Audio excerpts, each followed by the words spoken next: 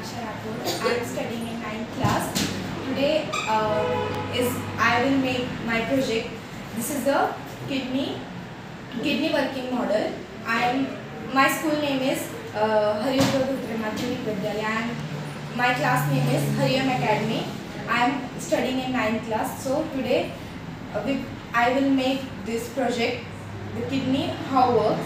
First, blood is come through the veins and filterized with these kidneys and stored the waste material in the bladder, and the body was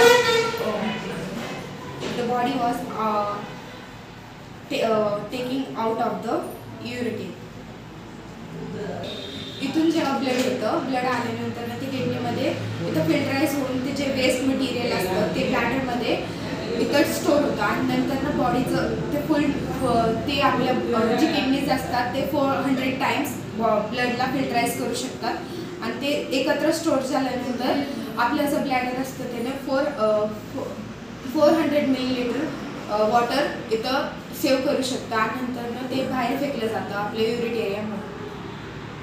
Thanks for watching my video. Thank you.